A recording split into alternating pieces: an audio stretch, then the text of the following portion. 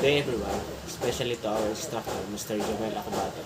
I'm Dalamilo Mangayo, student of Laguna State Polytechnic University, second year Charlie. I am here to recite the 30 words and meaning.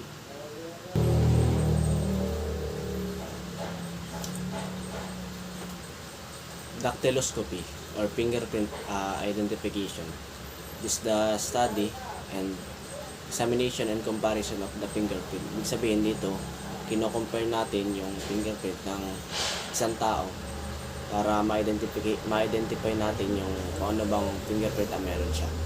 Pangalawa, the forensic photography. Sa forensic photography naman, ito yung art na ginagamit para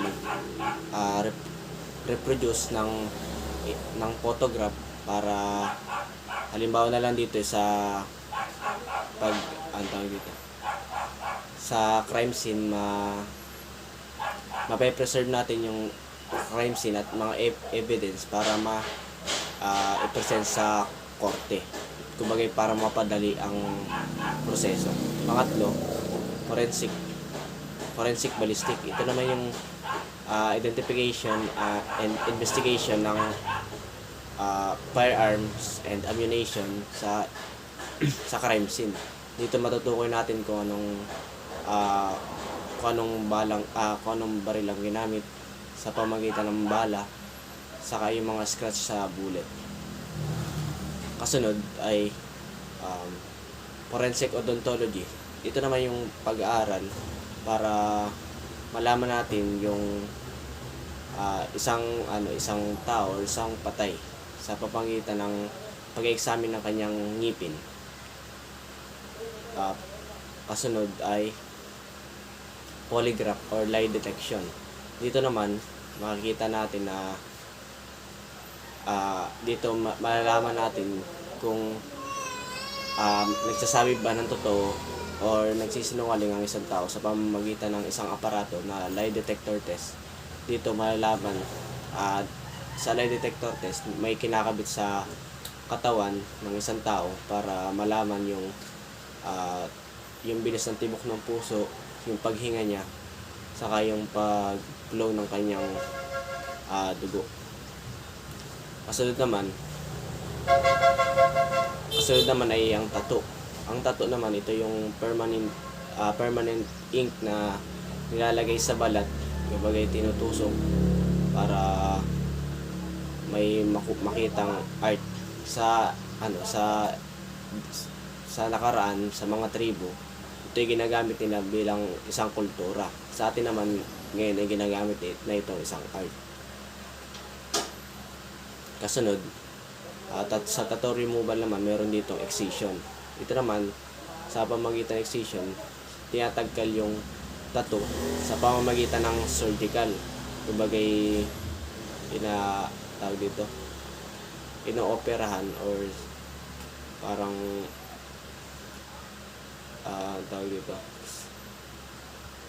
inooperahan tas sinasailalim sa mga surgical nga na kumbaga pinuputol tas pinagdudugtong yung balat para mawala yung tattoo. Next is the dermabrasion. Sa dermabrasion naman merong chemical substance na ina-apply sa balat para mawala yung tattoo. Kasunod ay ang laser. Sa laser naman, dito naman yung pinaka-effective at efficient na pamamaraan na ginagamit pa rin hanggang sa ngayon sa pagtagkal ng tattoo. Ito yung pinakamadaling paraan para matagkal yung ating mga tattoo. Kasunod ay celebration. Celebration naman, ito yung gumagamit ng solution. Ang ginagamit dito ay yung salt. Hindi ako nagkakamali, yung salt or asin nilalagay sa surface ng ating balat para matagkal yung tattoo. Next naman is polydactyl. Polydactyl, ito yung having an enlarged finger. Polydactyl is having a more fingers. Ibig sabihin, kapag sa ating daliri, sa 10 daliri natin, pag may sobra or naging 11 yung ating daliri, tinatawag itong polydactyly. Ito ay isang condition ng ating daliri kung saan may sobra sa ating daliri. Pangalawa is the macrodactyl. Ito naman yung condition ng ating daliri kung saan sobrang laki ng daliri natin, sobrang laki, matataba siya. Tapos kasunod ay microdactyl. Sa microdactyl naman, ito yung having pinakang maliit na daliri, kumbaga sobrang payat sabay sobrang liit pa, yun yung tinatawag na microdactyl. Kasunod naman is ectodactyl. Sa ectodactyl naman, ito yung missing one finger. Ibig sabihin, kapag may kulang sa ating daliri, tinatawag itong ectodactyl. Kasunod naman ay syndactyl. Ito naman yung kondisyon ng ating daliri kung saan magkadikit yung ating daliri. Kumbaga hindi siya magkahiwalay na ganito. Talagang magkadikit siya. Tapos kasunod naman ay yung ridge surface. Meron tayong dalawa. Ridge. Sa ridge naman, ito yung parang heel-like structure. Ibig sabihin yung pausbong na part sa ating fingerprint. Ito yung pinakang parabagang linya. Tapos pangalawa naman ay yung furrows. Yung furrows naman, ito yung parang yung kanal na sa sa ating fingerprint. Kumbaga ito yung katabi ng ating ridge. Ito yung pinakang kanal sa ating fingerprint para makabuo tayo ng isang fingerprint pattern. Kasunod naman ay sweat. Yung sweat naman, ito yung pawis sa ating ito yung pawis na nire-release ng ating katawan. Halimbawa na lang ay kapag tumatakbo, kumbaga kapag tumataas yung temperatura ng ating katawan, nagre-release ang ating katawan ng sweat or pawis para hindi mag-overheat ang ating katawan. Kasunod ay ang sweat pores. Sweat pores naman, ito yung tiny white dots tinatawag. Ito naman yung exit ng ating pawis or sweat. Ito yung sa balat natin, meron diyang lalo na sa fingerprint ay meron diyang mga maliliit na sweat pores. Makikita yung sweat pores natin sa ating mga balat, syempre. Saka sa mga mukha, lahat ng tao may sweat pores. Kasunod naman ay ang sweat duct. Sweat duct naman, ito yung passageway ng ating sweat or ng pawis natin. Dito dumadaan yung sweat natin papunta sa sweat pores.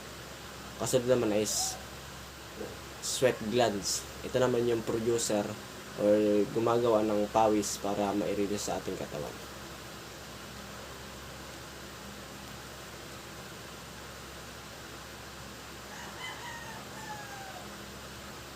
Kasunod naman ay ang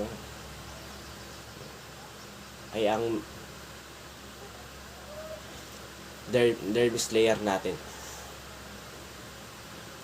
Sa dermis layer naman, meron itong dalawa. Ito yung tinatawag na ang dermis layer pala, it is the outermost layer of our skin. Sa dermis, meron tayong dalawa. Meron tayong ditong stratum corneum. Ang stratum corneum naman is the outermost layer of the epidermis. Ito yung pinakang sa may balat na natin, malapit mo sa may, kumbaga naka-outermost layer siya. Tapos kasunod naman ay stratum mucosum or the mucous layer or the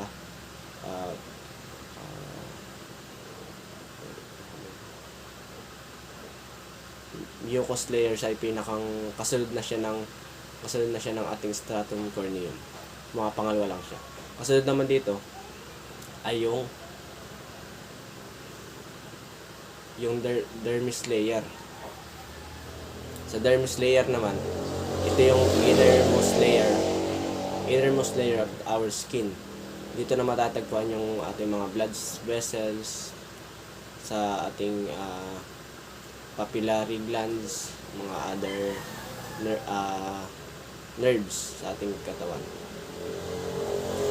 Sunod naman ay ang rolled impression. Sa rolled impression naman, ito yung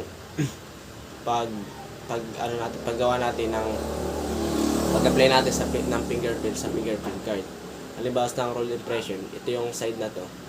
Ilalagay mo yung ating kamay sa fingerprint card. Ganito siya. Tapos i-roll natin from one side to other side. Pag ganun. Sa kasunod naman ay yung rolled impression. Sa rolled impression naman, ito yung pag-apply natin ng ating fingerprint ng simultaneously. Ibig sabihin, simultaneously, ito yung sabay-sabay. Ito yung ginagamit nung nag-take ng fingerprint, yung apat na to, simultaneously. Kasunod naman ay ang ink slab. Ink slab naman, ito yung metallic or glass surface. Dito nilalagay yung ating ink. Tapos kasunod ay ink roller. Sa ink roller naman, dito natin yung siya, parang pampintura. Ganun ang itsura niya. Ito, ginagamit ito para ma-spread natin yung ink sa ink slab. Kasunod naman ay fingerprint ink. Sa fingerprint ink naman, ito yung ginagamit na specify lang siya para sa fingerprint. Ito yung ink para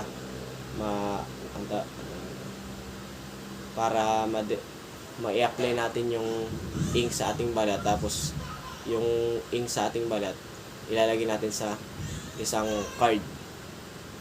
Yun ang purpose ng fingerprint ink, para ma-reproduce yung kopya ng ating fingerprint pattern. Kasunod naman, pinakang last ay fingerprint card. Sa fingerprint card naman, ito naman yung ito na yung papel kung saan natin i-attach or i-apply yung ating fingerprint na may ink sa isang papel para